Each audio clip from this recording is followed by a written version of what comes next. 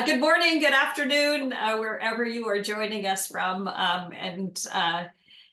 Just start with a little bit of an introduction. I have been working in well-being for quite some time. I am a counselor by background and have worked in schools for many years.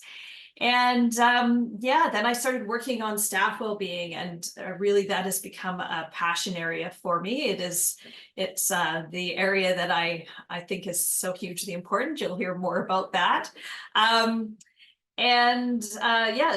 Been digging into the research in that and doing some of it, and just really wanting to share lots of that with you. So so thank you for inviting me to speak with you and for coming and joining us today. I always like to start with a little bit about me so you know who I am, but I also like to know a little bit about you and who I'm speaking to. So I'd like to start off with just a little bit, and I promise it'll be short and sweet, with just a short stress test, if you're willing. So if you're willing, and when I say to, I'm going to ask you to unmute yourself for about 20 seconds to conduct this test. We're a bit of a large Gail. Sorry, Gail. Oh, I can't actually unmute anyone at the moment. Oh no! I apologize. I'm sorry. Okay, I'm going to do it anyway, and you guys are just gonna. I won't know your reaction to it, but maybe in the chat you can send a reaction, but you can write something in. Anyway, okay, so we can't mute.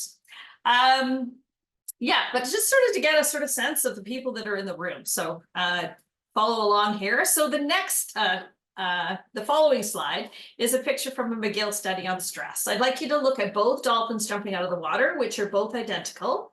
And what the McGill study revealed that a person under stress would find differences in the two identical dolphins. The more differences a person finds between the dolphins, the more stress that person is experiencing.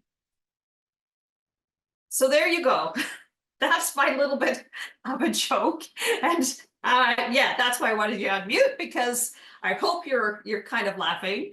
Of course, it's a joke. It's a completely made up study, but it does kind of acknowledge that there is stress in our system. So I like it because it gets us laughing, which of course is good for us, but also acknowledging that there are stresses there that we can all relate to in one extent or another. So I always like to start when I'm talking about staff well-being with the why. There are so many reasons I could give you here as to why workplace well-being and education matters. And you could probably tell me many more other things that you could add here. But I like to kind of break it into three parts. The first one is business financial, which, as you know, is no small matter in education right now. So when we're well, we come to work. And we're more productive and successful when we're there. When we're not, it impacts the same kind of things in the opposite directions. Things like attendance, the number of leaves people take, retention. Do they stay around? Productivity, all of which really matters to the success of our system. The second one is really just that we matter. We as adults in the system really matter. It impacts our health, happiness, and success in life. We used to see work as somewhere you went to go pay your bills, and outside of work was kind of like our real life. But what we know is that we spend about a third of our lives at work. So it actually kind of is our real life. Not kind of, it actually is our real life. It's the place where we go and we get a lot of satisfaction when we're in a good space, when we're well. This is something where we can contribute to the world, is often in our work life. And it impacts our outside of work as well. So even there's no sort of magical barrier between the two. If we are carrying a lot of stress in our workday, that often goes home with us. It's hard to shut off. And even if we magically could, the stress on our body from carrying that during the day impacts our health. It actually is one of the things that impacts our social connection, our feeling of well-being, our ability to come down from stress, impacts the number of years we live. You know, the number of colds and flus that we have, like all of these things impact us and really matter, because it matters to us, our own health, but we're also, you know, mothers and fathers and sons and daughters and community members and all those things. So it impacts the people in our lives as well. And then the third one, and this is also really huge, is it impacts our students. It impacts their well-being and also their ability to learn. So one of my favorite studies is one you may have heard of already, because, and I just love to tell this story. It's done by Dr. Kimberley Schoen and Dr. Ava O'Berney that come out of UBC. And what they did is they asked teachers to measure their levels of stress. So it was a self-report measure on stress. And then what they did is they took saliva samples from their students. So who knows, but middle school students like to give their spit. I know you are not surprised. They loved this study and they felt like scientists and all those things. But what was really interesting is they were measuring, the reason they took the saliva samples is they were measuring the cortisol levels, that stress hormones in their bodies. And what they found, and again, you won't be surprised, is that there's a correlation. As the teacher's stress level went up, so did the cortisol levels in the bodies of the students. And so, you know, it's a correlational study, so we don't know which came first, the chicken or the egg, but in many ways, it really doesn't matter because we know then that we can impact at either end of that. We can, and probably we should do both, right? So yeah, lots of really important and a clear research on the impact that we have on each other and the students' ability to be well and to learn in the classroom. So the really good news about this is that these practices and ways of being and working that support well-being are often simple, not always easy, but beautiful practices that really feel good and have a huge impact with very little investment in time, money, or effort. Doesn't that sound good? I also want to talk about the why. I bring up this slide as well. It is one of my favorite quotes. And it reminds me of when I first started working in this area around well-being, and I was working on a team of people, myself, district principal who had well-being, mental health and wellness in her portfolio, and a human resources manager. And we were talking about what do we have for supports for people in our system. And as we were kind of listing them, I was asking the HR manager, and she was kind of listing all the supports that we had. And she was saying, you know, like if someone's struggling, we connect them with their doctor. We have an employee assistance program. We have a leave program that people can do. We have lots of things to help them when they come back. And what we were realizing as she was sort of talking about all these good programs, attendance support program, which I think, you know, sometimes those aren't always the most supportive, but I think this one really was. It was meant to be supportive for people that were struggling and maybe not going out to work or coming into work. And it was a great program, but all of them were after the person was struggling. And so it was kind of a big eye-opener for us. And so, yeah, this quote speaks to that. And it also reminds me that there are a lot of people out there, people like that team of people that I was talking about, but also all of you, our leaders, our human resources professionals, and they really are trying to support people with their well-being.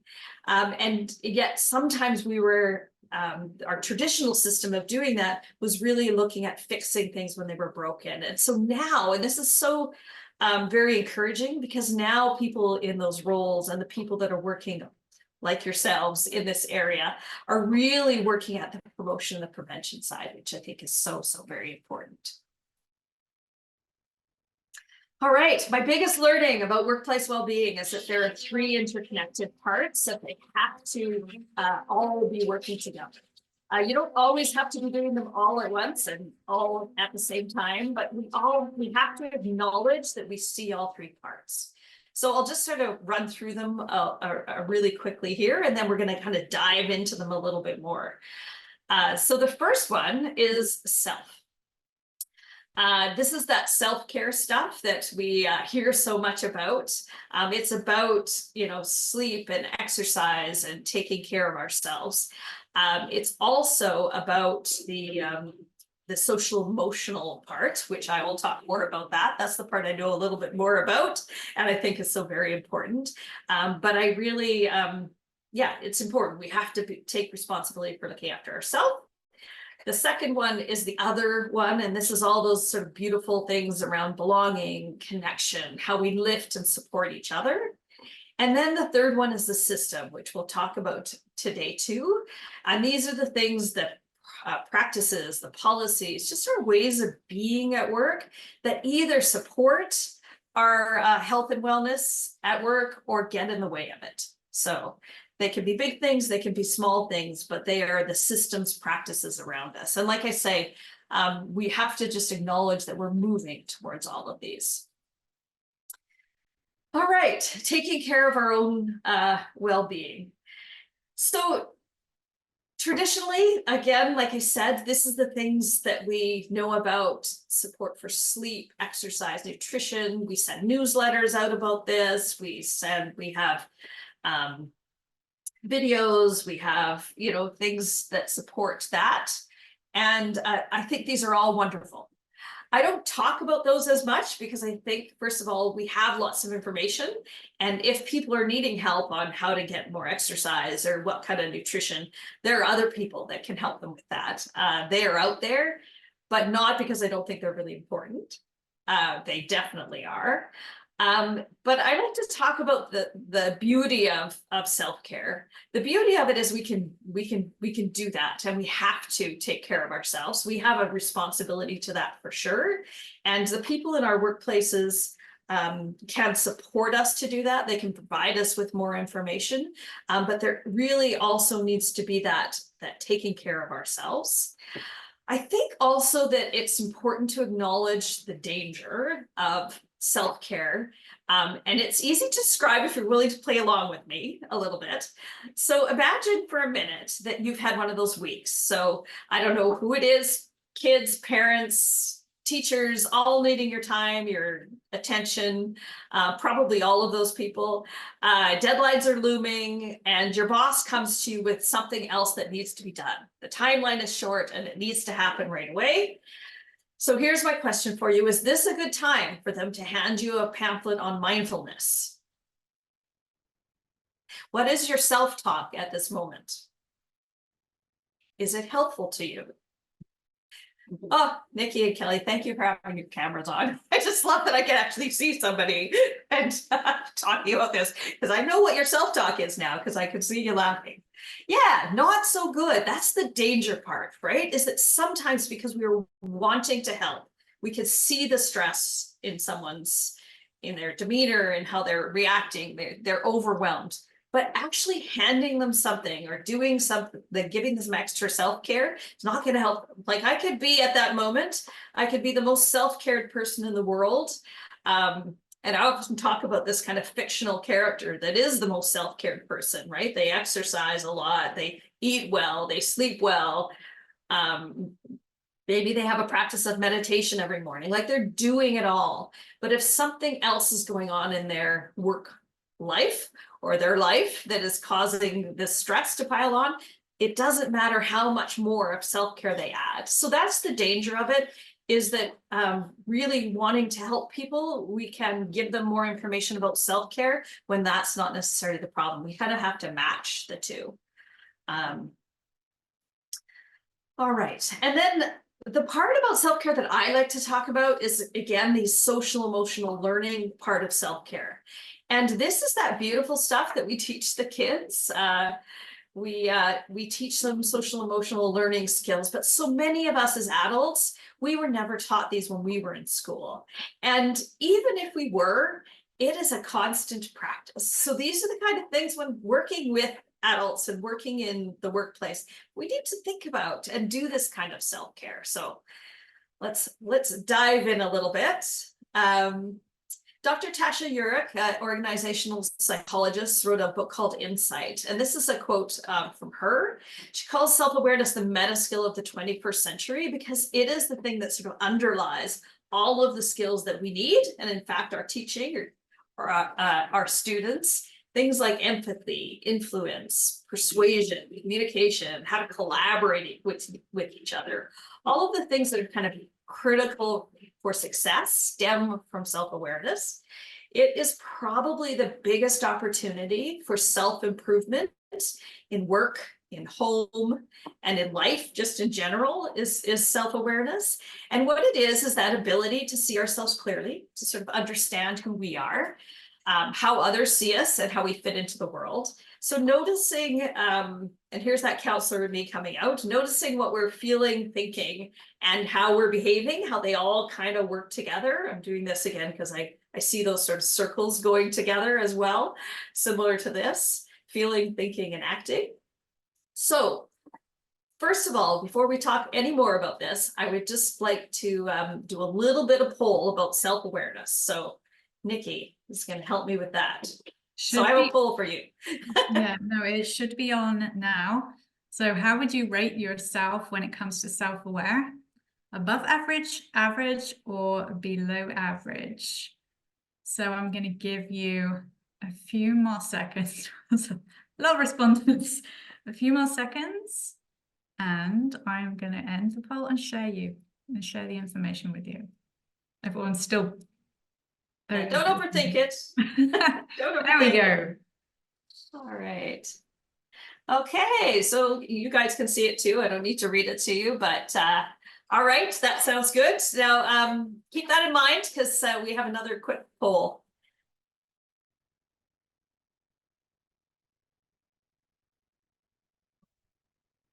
Sorry, did you want me to do the poll now? I apologize. Yeah, please. Yeah, okay, please. Hold on. Yeah. 1 second. Just love it when people get to play along. So, how would you rate your colleagues for self-awareness?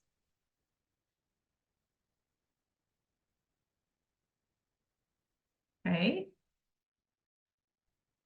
Just a few more seconds. That's interesting. I'm going to end the poll now and show the results. Okay. There you go. Above average, 9%, average 70 and 20.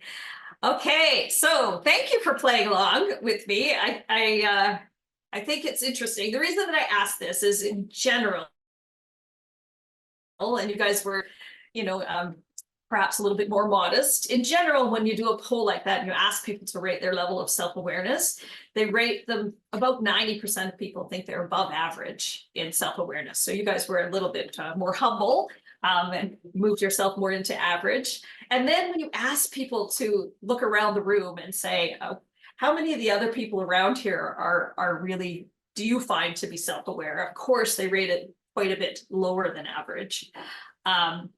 And so it's always when I ask those questions in a large group, when I can hear you guys, there's a little bit of nervous laughter. I know that I have that when someone asks me that question. I'm like, oh, okay, yeah, I get it now. Because we can't all be above average, but we do that. We think of ourselves as fairly self-aware. And so I think one of the things when I do this work in large groups, I'll say to people, where do you feel feelings in your body? Such a great question to ask people to notice.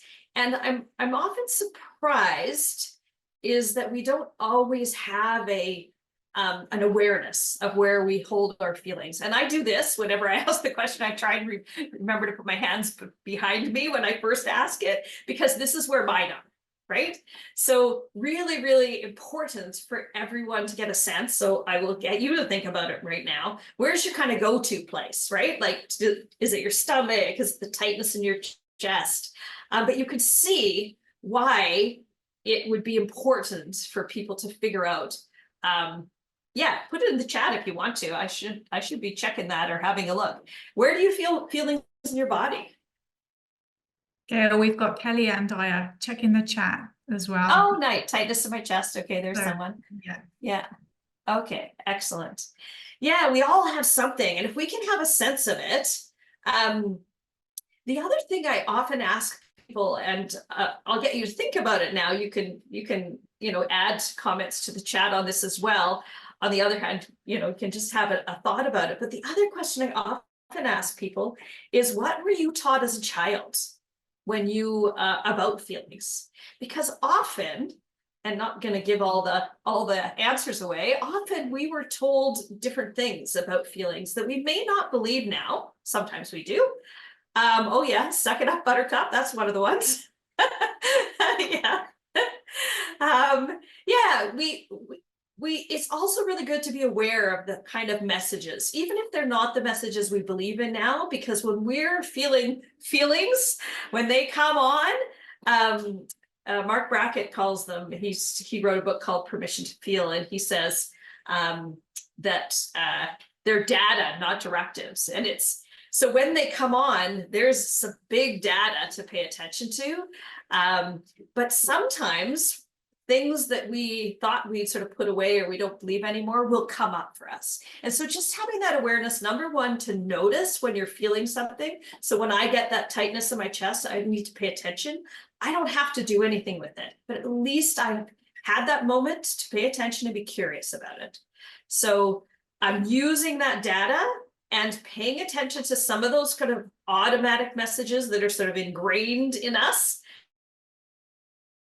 and then so we can then react with more intention. So like I often give the example, someone walks into my classroom or I'm in the middle of a staff meeting and I'm presenting and someone sort of interrupts and says something. If I feel annoyed by that, like if I feel that tightness in my chest, I don't need to do anything about it, but I can be curious and say, huh, that's funny. I'm wondering, I'm wondering why that's gone on for me. And then I can just carry on with what I'm doing and come back to it if I need to. But if I ignore that data, I'm ignoring something really important. So yeah, so thank you to the people put in the chat some of those kind of things. It makes a really nice conversation when you're talking about paying attention to self-awareness, is just asking people those couple of things.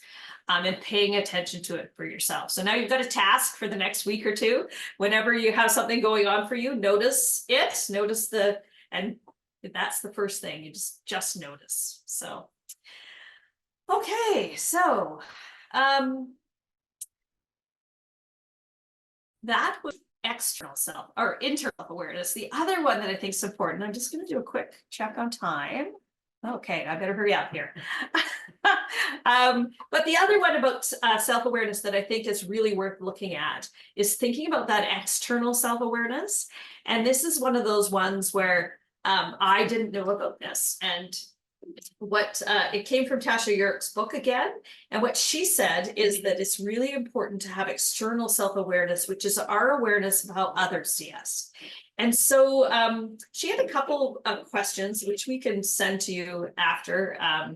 Yes, Nikki, we could do that for you to think about, or a survey, which there's a link to her website has the survey. But what she said is find 2 or 3 people, probably 3, that really care about you, and ask these couple of questions about what could I do differently that would really support my work, and basically asking about how people perceive me.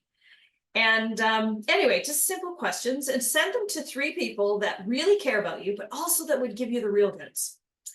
So I thought, well, I'll give it a try. I'm thinking I'm pretty good at self-awareness, but I'm not sure about this external one, but I think I've got it. So I sent it out to 3 people, my husband, a really good friend, and my sister. So I sent it off to them. My husband's one comes back first. And the poor man, I have to tell you, the poor man got all the answers wrong. Until, of course, I got the answers back from my sister and my friend. And in fact, they were all the same. The feedback was the same for me. And I just thought the poor man was confused. Anyway, I guess I tell you the story because how you are perceived by others really matters. And what it did allow me to get a sense of is how I was being seen. And then I could have a look at it and say, is this what I'm intending? And if it's not, then I can change that. You know, I can take it and I can put it out there in a way that I intended it.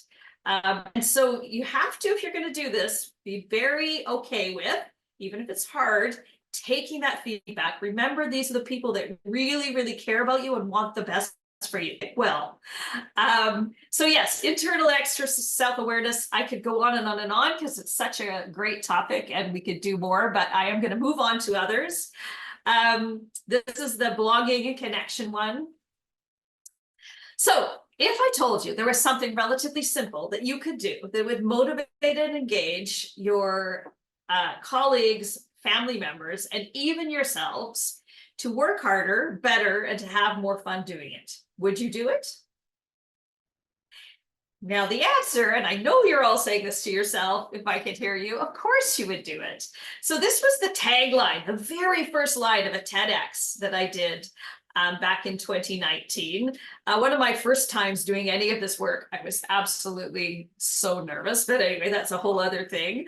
But the funny part is, funny now, not funny then, is that I blew that first line. And really, who does that? Because it's the one you practice the most, right? When you're practicing something, you always start at the beginning. But after that, it went pretty well. And I think I knew it would go well, and not because I was a polished speaker at that time, or even particularly now, as you can see sometimes. But I knew it would go well because I was talking about the secret to health, happiness, and success, which was the title, which is about belonging and connection. And the research behind that and the stories around it are just fascinating. Here I put in the slide around a partner exercise. I am not going to get you to do it here, but I am going to describe it just a little bit because I hope you will take it and do it when you get home or when you get back to work with a group of people or just one other person. And so what I do when I'm doing this in a forum where I'm with people, what I do is I ask people to pair up, partner A and partner B, and the task is 30 seconds it takes. Partner A is asked to keep a completely straight face and look at partner B, and partner B is supposed to put on the biggest, most authentic smile on their face and look at partner A. So I've done this virtually too in breakout rooms. We don't have time for that today, but go home and try it. What do you suspect happens? You can answer that one in the chat. Yeah, if what happens is within, I don't know, I would say, yeah, within, absolutely, Kelly, within seconds, people are laughing. So you imagine a group of people and within seconds, they're laughing and smiling and there's about 15% of people who complete the 30-second task, but even those guys are hard because this is a really excellent example of mirror neurons. The fact that our brains are connecting and designed to do that.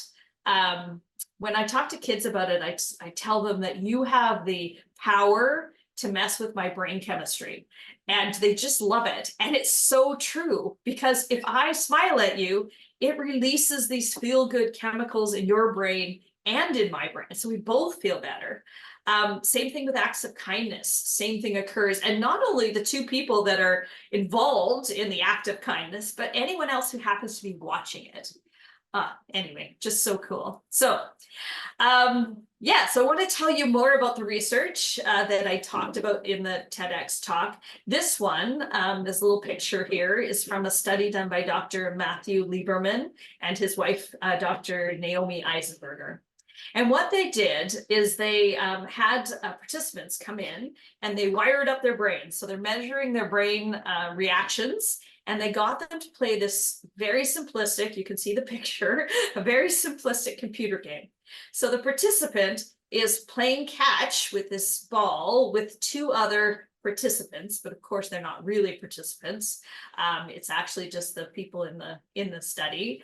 And what they're doing is they're throwing back the ball back and forth between the three. And then all of a sudden, so imagine you're the participant, you're in this game, you're all hooked up to these, your brain's all hooked up and you're playing this game. And then all of a sudden what happens is the other two participants stop throwing the ball to you. So they're now going back and forth and back and forth, back and forth between each other, and the ball never comes back to you. And what they found, and this is what I find so fascinating, is that it lit up the same parts of the brain when they were socially rejected. It's something as simple as this. The same parts of the brain lit up is when they experience physical pain. And we don't think about that. We don't sort of put social pain in that same category as physical pain. And then the other thing that happened is that Tylenol took down that effect, just like it would with physical pain. So again, I just find the research so fascinating, but in a way, it kind of makes sense. We are actually biologically hardwired to connect with each other, to socially connect with each other and work together, because we wouldn't have survived without it. So back in the age where we didn't have all of the things that we have now, we needed each other. Like not being part of the group was like certain death, and so our bodies are designed and created to encourage us to connect, because we couldn't have survived without it. So we're not the fastest or strongest creatures. We can't survive by ourselves. We need to connect with each other. So the first thing our brains and bodies do is they create pain of disconnection, which is part of what that research kind of pointed out. And it makes sense. So if I were to ask you, and think about it for a second, don't go too far into the story, just label this for me. Think about the most painful experience you have ever had. Yeah, don't want you to think about it too much, but just label it. This happened. And if I were to ask you to tell me about that, you would probably not be telling me about a physical pain, something that happened to you that really, really hurt physically. Probably your story is about the pain of disconnection, a relationship pain, maybe the loss of a friendship or the death of a loved one. And what's even more interesting, and again, the reason that I don't want you to go too far into this, is that as you were telling me a story of physical pain, so imagine you had a broken leg and it was really, really painful. You would use words like painful. You might even use the sort of really hard words like excruciating. But you would be telling me it in words, and it would be at that cognitive level. But if I asked you to tell me the story of your social pain, you would again use those kinds of words, but as you told me the story, you would begin to physically feel that in your body. So if I tell you a story about a time when I was rejected or lost a friend, I can actually start to have that physical feeling in my body.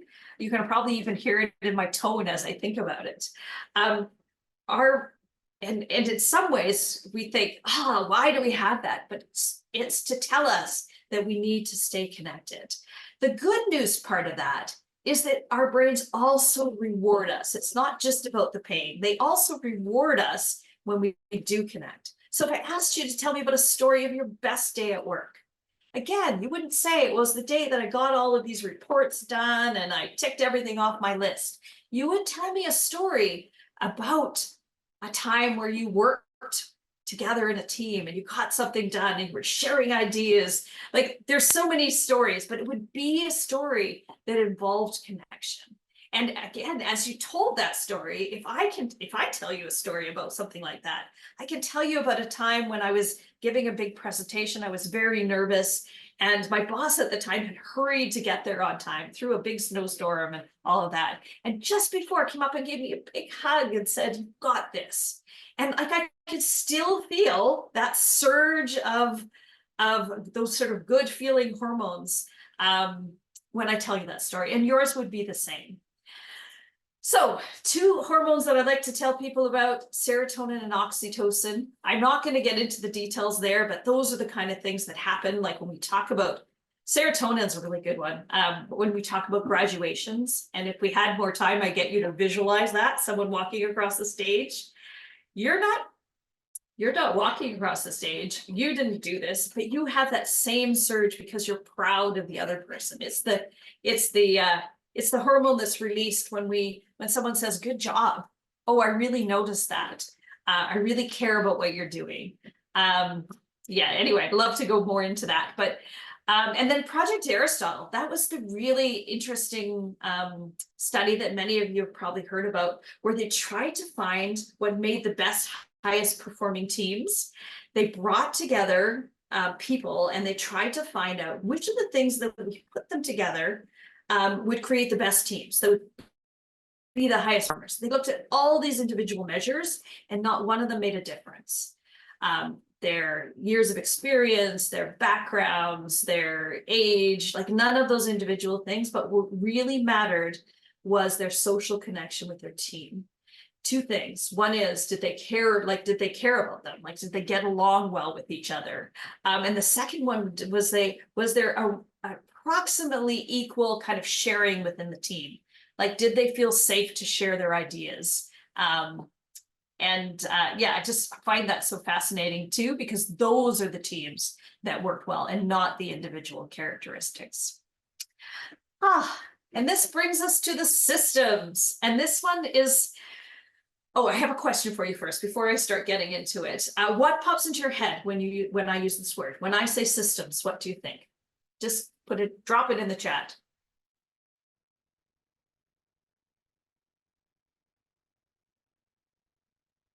Silence. Aha, there we go. There we go. Order, structure, work. Yeah, work. Yeah. You know what? I think for me anyway, and some of these things that you're writing there definitely resonate. This is the one that people sometimes get kind of scared at. They see it as this sort of monumental task and sometimes not even doable, right? Like we work in a sort of traditional system that people are sometimes afraid of. And I would say this is one of the things that we really need to start looking at and working on. And it doesn't have to be huge. Sometimes things are big. Sometimes they can be quite simple. And the example I'd love to give here is one from a local school district that asked questions, did a survey to see how their staff was doing. And one of the things that they learned was that their education assistants were feeling left out, that they didn't belong. And I love this example because the fix there that they did together, that they sat together and said, well, what's going on for you, is that they didn't have a place to keep their things. So the fix was pretty simple and easy. They created a place for them to keep their things. And on the door of the classrooms that they mainly worked in, beside the teacher's name was their name. Like, it wasn't a big thing, but it made a huge difference. So I think sometimes we have to remind ourselves that systems change can be big, and we need to start thinking about those bigger changes, but sometimes they can be small as well. I think we need to start moving towards human-centered systems and looking at what practices, policies, and ways of being support our well-being. This one I often will say, like, I have a daughter who's a teacher, and I taught her to speak up, to ask questions, to have a voice, all those beautiful things that we teach our students in school. But I didn't do that by myself. She was in the same school district from kindergarten to grade 12. And it was the teachers and all of the people in the school that taught her those things. And this is what we teach our students. So when we get to the workplace, when she then becomes a teacher in that same school district, we have to also have those same ways of being within our workplaces. Because sometimes when we move into our workplaces, we move into this sort of business model. But we need to start thinking about those places as a place to have a voice, to collaborate, to do all those things that we're teaching kids to do. When they get to their workplaces, it should be the same. So yeah, and then we have to do the brave part and also talk about the things that are getting in the way. And I like to talk about this example here just because it's one that came up for me. I talk about it in the book. It was back before we were doing all this online things. And we were just starting in the place I was working to move to Teams, Microsoft Teams. And I was wanting to set up a team. I was working as part of in staff well-being, and I was gathering a team of people that I was leading this particular team. And I spent quite a bit of time trying to figure out how to set up a team. And I'm not a huge tech person, but I think I'm pretty good at figuring things out. And so, I went in there, spent some time. I kept clicking on the buttons that I thought would work. I then went and, you guys do this too, I'm sure. When you can't figure it out that way, you Google it. So I did that. Then I called up a tech person back and forth for a bit to try and actually reach each other. When I finally did, I found out that I just didn't have the level of authority to create a team.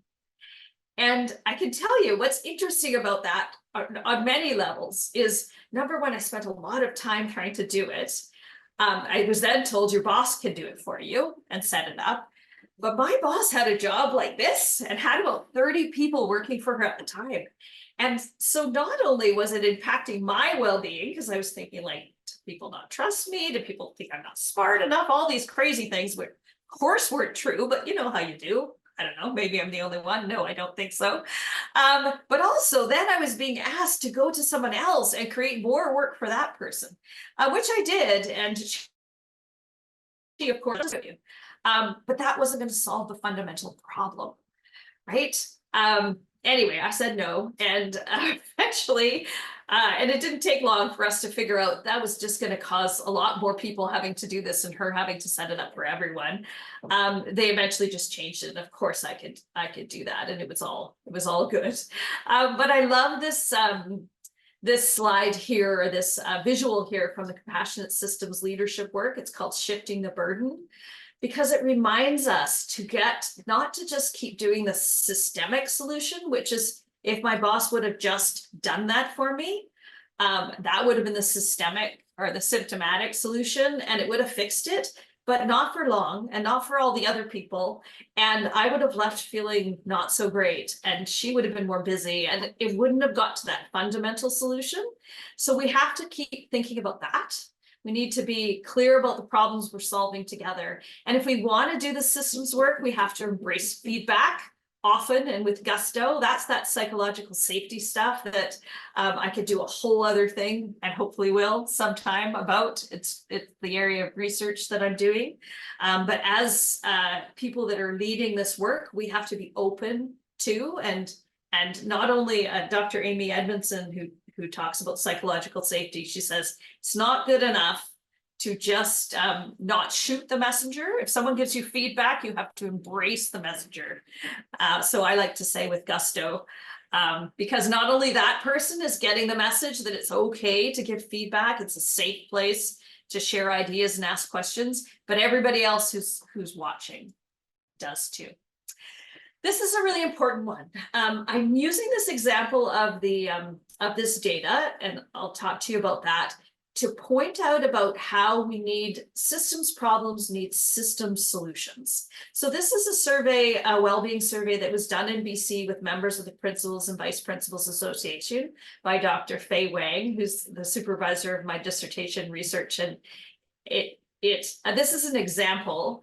If you're interested more, it's fascinating research and it's publicly available. But one of the things on the survey is that principals were asked to say what they thought contributed the most to their feeling psychologically unsafe. And the thing that the majority of them picked as the number one thing was the hierarchical structure of the organization. So then they were asked, what do they do when they feel psychologically unsafe? So have a look at this next slide. What do you notice about these solutions? Which category would the solution fit into? Self, other, or system? Please just write in the chat. Self, other, or system.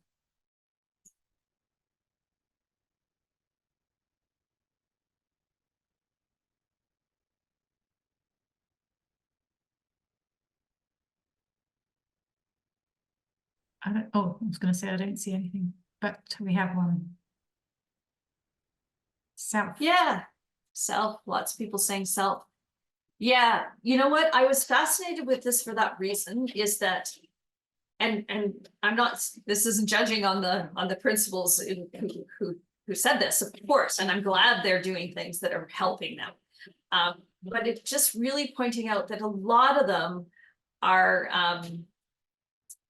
self-care strategies or other, how to get support from other. And that's good. And I'm glad people are doing that. And yet, if we don't start looking at more of the systems change, it's not gonna change, I guess. And so I really think if there's a self problem, go with a self system or a self solution. But if there's a systems problem, go with a system solution. So I'm just going to kind of end there with this slide, which is just a reminder not to be afraid of systems. Don't be afraid to dance with them. The systems are us, and they should be designed and redesigned. They're always going to be changing, but they should be designed with intention, by us and for us together. So don't be afraid to ask, be curious, and dance with systems. And then I'll just sort of end with that. And before we start our Q&A, just a huge gratitude for you guys for coming today, for engaging in this conversation, and please connect. That's one of my favorite things to do. I just want to hear and connect with people about what are your ideas, what are your thoughts, what are your questions, and I'll hand it to you, Nikki, to do the more formal Q&A, and I'll stop sharing my slides.